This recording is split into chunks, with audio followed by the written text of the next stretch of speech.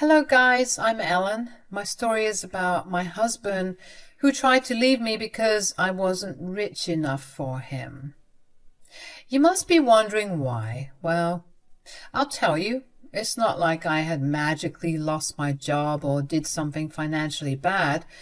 It's just that I never went to college, so I didn't have a very high-paying job. I had a decent income, and my husband Rick knew that from the beginning. I didn't hide anything from him. Rick was someone with a high income but had lots of student loans from his college, so he and I actually had a similar lifestyle. At that time, Rick didn't think it would be a problem, so our relationship progressed as usual, and we finally decided to get married. Shortly before we got married, Rick did tell me that he wanted to sign a prenup.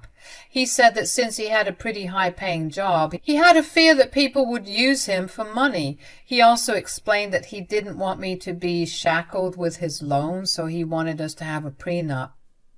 Look, I knew I wasn't a gold digger, and I found it a little disrespectful that he didn't trust me, but I didn't deny his request. I agreed to the prenup, and thank God I did. It saved me later in my marriage. Troubles in our marriage didn't start until we found ourselves with no place to live.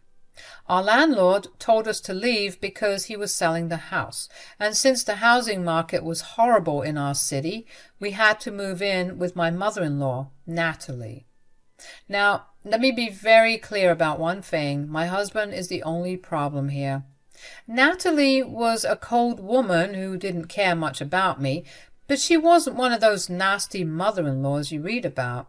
She was a little annoyed that she had to host us for free, so maybe her behavior towards us was a little bad, but we managed to get along just fine. Somehow, after moving in with Natalie, my husband started to show resentment towards the fact that I couldn't help him buy a house. Since he had student loans, he couldn't qualify for a loan, and I didn't have the means to pay a down payment. So we were stuck in a bad place with very limited housing options. We still had a decent life until Natalie sprung some shocking news on us. She said to us one day, "You two need to move out of the house and find a different accommodation. I won't be able to house you anymore." "Why, Mom? What's the problem?" "I can't keep up with my mortgage payments anymore, so I have decided to sell the house. So you need to find other accommodations." "But we have nowhere to go, Mom. We can't get rent with whatever money we can spare." "That's not my problem, Rick. Since you two cannot help me with the mortgage, I would have to sell this house. I'm giving you plenty of time to come up with your own solutions." Natalie just said that and let us fend for ourselves. She didn't want us to move out immediately, but said that once she found a buyer, things would move fast. Suddenly, Rick and I were starting to worry about our housing situation yet again.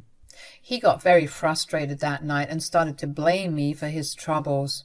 He said, "Why can't you get a better job? You earn so little, it's not enough for us." "What can I do, Rick? I don't have a college degree, so this is the best I can do."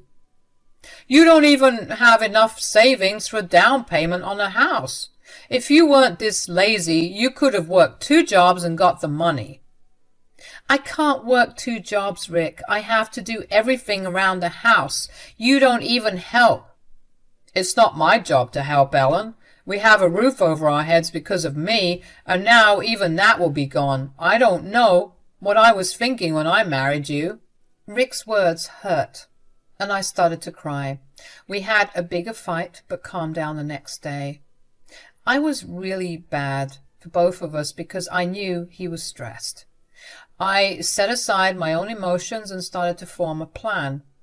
I had made a small investment which I could break to provide a down payment on a house. I talked to some friends and they were confident that I would qualify for a mortgage. When I discovered that, I immediately began to form a plan. I wanted to get a house for me and my husband, and I knew exactly what would be the best way to get one. I had been planning to buy Natalie's house. I found out her asking price and realized that I could afford the mortgage. Actually, I had very little experience with these things and didn't realize that I would be able to buy a house. Once I was sure about my finances, I had to decide whether or not I should approach Natalie with an offer. When I had already made the decision, I contacted Natalie's agent and set up a meeting. I wanted it to be a surprise for my husband, so I didn't want to tell Natalie anything directly. So I met up with her and her agent at a cafe. She was really surprised to see me and said, "Hey, Ellen, what are you doing here? I'm here to see an interested buyer for my house. I didn't expect to see you here." "Yes, I know that, Natalie. I am your interested buyer, actually." "Wait, what?" "Yes, I want to buy your house." "What? You're saying that you want to buy my house?" Natalie looked at me like I had grown two heads. She had a hard time believing that I wanted to buy her house. I won't completely blame her for this reaction. My husband had always downplayed my job and complained to her that I didn't know how to save. Rick had painted a very bad picture of me to his mother. So when I told her that I would like to buy her house, she was in disbelief. I wasn't offended at all. Instead, I just calmly told her, "I have managed to save up for a down payment, and I will take a mortgage for the rest. It won't be a problem. You can also continue living here rent-free as a thank you for helping us out when we needed it." "But I don't think you can afford it. I have a hard time believing you." "Well, I have good credit score, so I can easily qualify for a loan. Rick can't do that because his debts have crippled him, so I am the only one who is in a position to buy a house. Won't you be happier if the house stays within your family?" "Yes, that is true, Eleanor. I guess it would really be better if I sold it to you." "Think about it, Natalie. You need the money and I need a house of my own. This is like the best deal ever. All you have to do is agree to sign everything over to me. I will take care of the rest." "Okay, let me think about it." "Sure, you do that, Natalie, but I have one request."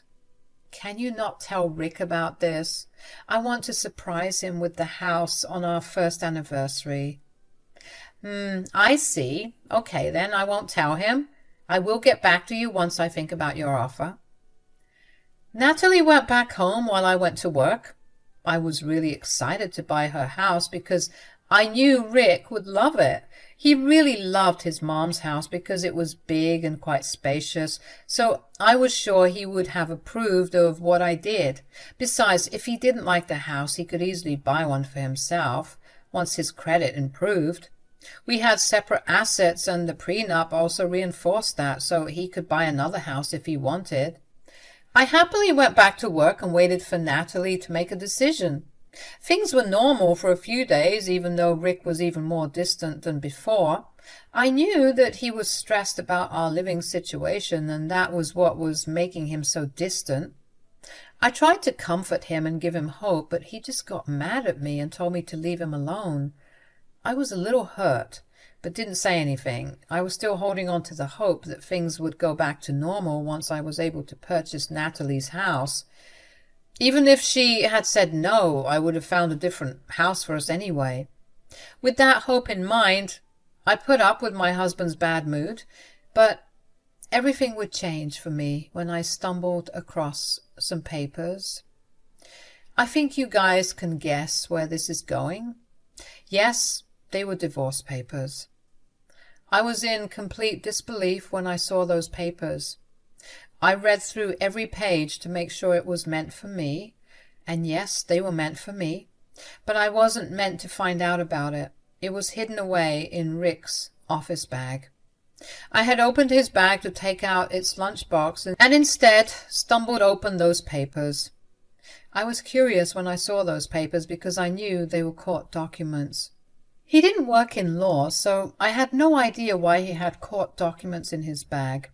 My mind froze, and I went into shock when I realized that they were divorce papers for us. I had no idea why he was divorcing me, but I knew that I couldn't confront him right then. I never told Rick that I knew he had filed for divorce. What I did do was snoop through his phone to find out what he was up to. I suspected that he may be having an affair, so I thought checking his phone would give me some clues. I know it's wrong, but I was desperate and it was the only way. So I snooped through his phone and found texts between him and his best friend. The things my husband wrote about me were awful. He called me useless, good for nothing, lazy, and a bad wife. Why? Because I wasn't buying him a house and didn't have the money to do so. He was mad that I wasn't some rich girl he could depend on. Apparently some rich girl was flirting with him on Facebook, which made him think that he could do better. I was shocked to see those texts and immediately knew that my marriage was over. But that didn't mean I was going to leave silently. Oh no, I was going to make my husband pay for this. That day I thanked God for making me sign the prenup. It has saved me more than it saved Rick. You want to know why? Because Natalie secretly met me the next day and said that she was ready to sell the house to me. She said, "I thought about it, Eleanor. I guess you are the best option right now. I don't have much time left anyway. I can't make next month's mortgage payment, so you need to take it up as soon as possible." "Sure, Natalie. You can draw up the papers and I will get a lawyer right away. Believe me, I do not want to wait either. The anniversary is only a few weeks away, you know." "Yeah, I remember that's why I made the decision fast. I've already told my lawyer to draw the papers. It will be in your hands soon." Yes, I bought Natalie's house anyway, guys. It was a really good house and I wanted to get back at Rick for what he was planning to do. I had made some plans of my own that were going to make him regret his actions. I was breaking from the inside because the man I loved was planning to betray me in the worst way possible. But I didn't let it show. I was a little sad, but Rick didn't bother to care. I guess he had already checked out of the marriage and was enjoying the attention of the rich girl on Facebook. Anyway, I slowly stopped caring till the papers were signed for the house. After that, I simply wanted my revenge and then to get rid of my horrible husband as soon as possible. Thankfully, I was able to get the house in my name before our anniversary. On the day of our anniversary, I didn't even bother with a celebration because I didn't want to waste money on a failing marriage. I know that some of you have arranged parties and confronted their husbands publicly. It is a nice idea, but for a woman who had spent almost all her money on the down payment of a house, I wasn't looking to spend any extra. So I acted like it was a normal day, even though I had wished my husband a very happy anniversary. He had grumbled something in return and left. Now, the confrontation didn't happen until the evening when we both returned home from work. To my surprise, Natalie had invited a few family members to celebrate the day. I guess she was feeling generous after receiving money for the house, so she called a few family members and cooked some food. She generally looked a little excited for us. I was kind of touched by this, but Rick immediately got angry. He said, "What is this? What's going on?" "Oh, I just invited family so that we can celebrate your anniversary today. It is your first anniversary after all. I saw that you two didn't plan anything." "That wasn't necessary, Mom. Eleanor didn't plan anything because she never had money, and I didn't plan anything because I wasn't interested in celebrating our anniversary. This marriage has come to an end anyway." "What do you mean, Rick? Why are you saying that your marriage has come to an end?" Rick didn't bother giving his mother a reply. Instead, he turned to me and looked me dead in the eyes. I knew that this was when he would tell me that he was leaving me. And I was right. He looked at me and said, "I don't think I can be in this marriage anymore, Eleanor. I'm going to leave you forever." "Why, Rick? You can't just bring news like this upon me and not tell me why." "The reason is very simple, Eleanor. You are an absolutely useless wife to me." "Oh, really, Rick? Tell me why you think I'm useless."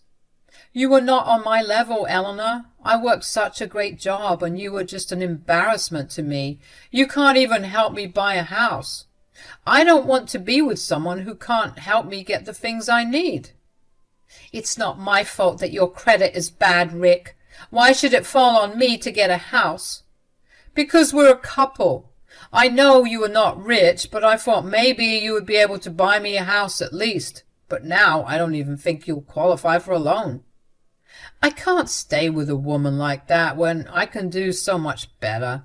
I will at least find a woman who has the means to have her own house. So, you're leaving me because I'm not rich enough for you, is that so? Yes, I don't care what you think, Ellen. Don't try to stop me. I won't be with you. I'm done. Very well then, Rick. If you think that and know that you can get someone better, then go ahead and leave. I will happily grant you a divorce. Good. You need to move out soon then, because this isn't your house. Mom, you need to tell her to leave and find her own place. Rick now looked at his mother, hoping she would agree to kick me out, but he hadn't expected my mother-in-law to look pale and startled. She was shaking because she knew exactly how much Rick had messed up. She was the only one who knew that I had bought her house from her exactly a week back. The papers have been finalized, and now I am the sole owner of the house. So even though Rick wanted his mother to kick me out now, she couldn't do it. Natalie remained quiet and didn't say anything at first. Then Rick kept telling her that she needed to tell me to move out. And that's when I said, I think you're barking up the wrong tree, Rick. Natalie cannot actually kick me out. Why the hell not, Ellen? This is her house, so she can kick you out. Actually, you're wrong about that, Rick. This house doesn't belong to her anymore. What do you mean? My mother is the owner of this house. Nope. She's not the owner anymore. I am the new owner of this place. What nonsense are you spewing, Ellen? This cannot be your house. It is my house, Rick. If you don't believe me, why don't you ask your mother? Mom, what nonsense is Ellen saying? Did you give her this house or something? Natalie actually looked too afraid to say anything. She remained frozen while the rest of her guests looked on. Rick was absolutely sure that the house was in no way mine, so he kept hounding his mother for an answer, and after a while Natalie meekly said, Yes, it's true. This house is hers now. What? No, that cannot be possible. Did you suddenly grow charitable and give away the house to Ellen, Mom? No, Rick. I don't need anyone's charity. I bought the house all by myself. I don't believe it. You cannot afford this house. You cannot even afford the down payment. What would you like to say to that, Natalie? You're wrong, Rick. Ellen has actually bought the house from me. We finalized the paper last week, and she was planning to surprise you today with the news, but it looks like you have ruined it. Natalie confirmed what I had told Rick, and his eyes went wide with shock. He couldn't believe that I was able to save up and buy the house. He had clearly underestimated me and was proven how wrong he was. When the realization dawned on him, he immediately understood that he had messed up. He then tried to change his tune and said, Oh, wow! That was a great surprise, Ellen. I didn't know that you were saving and planning on buying Mom's house. I can see that, Rick. Natalie's right, though. You have completely ruined my surprise. No, we can still celebrate. Celebrate what, Rick? Our divorce or your exit from my house? What are you saying, Ellen? You wanted a divorce, right? You will get it. I won't be in a marriage where my husband wants to leave me because I'm not rich. Come on, Ellen. I was mad and said some stupid things. We can talk about this and get past this. The main problem has been solved already. I don't think so, Rick. Besides, you went through all the hassle of secretly securing divorce papers. Too bad I had found them out 2 weeks ago and prepared my own papers instead. Rick looked on while I drew some papers out of my work bag. I handed him the papers and he started to see what they were about. You can tell that he wasn't happy when he saw that they were eviction papers. His hands shook, and he looked at me with tears in his eyes, and he said, Are these eviction papers? I thought you read what these papers are, Rick. Since you have a hard time reading simple English, let me confirm it for you. Yes, they are eviction papers for you and Natalie. You're kicking us out, Ellen? But where will we go? Don't do this, Ellen. Let's work this out. Don't make me laugh, Rick. You want to go find a rich girl, right? Get on with it. I'm sure she'll have a place for you to stay. I said things out of anger, Ellen. Please, don't hold it against me. I'm so sorry. I didn't realize that you were working hard to get us a house. Nope. This is my house, Rick. You have no claim to it now that we are divorcing. We got a prenup, remember? Thanks for that. Now I have a house to myself while getting rid of a horrible husband that was you. I said what I had to say and remained quiet. Rick absolutely went mad in panic and started to beg me to forgive him. He started to tell me how much he loved me and knew that he had messed up. Suddenly, staying with a no-rich girl was appearing lucrative to him. He was begging me to stay with him when a few days ago he was preparing for divorce. He had even made a show of tearing up the divorce papers in front of me. I simply laughed and told him that I could always file them myself, and that made him cry and fall down on the floor to beg for mercy. Natalie also joined her son in trying to convince me. To her, I was no longer an annoyance. She was really banking on the fact that I had offered to let her stay in the house rent-free. But now that her son and I are divorcing, that isn't happening. I even prepared eviction papers in her name so that she could not throw a tantrum. I got them done on the day the house was transferred to my name. Natalie knew that the only way for her to live anywhere rent-free was to beg me to stay married to her son. But sadly, for both Rick and Natalie, their wishes weren't coming true. In the next few days, Natalie and Rick continued to pester me to forgive Rick. Since family members were present when everything happened, they knew the truth about Rick. No one was willing to take them in after that. They even berated Rick for being such an evil man and left the little get-together early. Now that Rick's own family has turned their backs on him, he begged me for mercy. But he wasn't going to get any. I simply ignored them and kept reminding them that they had a month to move out. Rick and I got divorced no matter how hard he tried to stop it, and Natalie and Rick had to also move out of my house once their 1-month grace period was up. They tried their best to convince me, but I wasn't moved. Rick and I went for a mutual divorce because Rick couldn't afford to contest me in court. Since we had a prenup, the divorce was fairly smooth, and I kept a house and got no alimony. Rick kept his debts, but ended up homeless. He and his mother had to get an apartment together to save money. From what I have heard, neither of them are doing very well. I don't have any pity for Rick, but sometimes I feel bad for Natalie, who isn't as bad as him. Anyway, I have a house now and can finally live a good life without having a husband who constantly demeans me.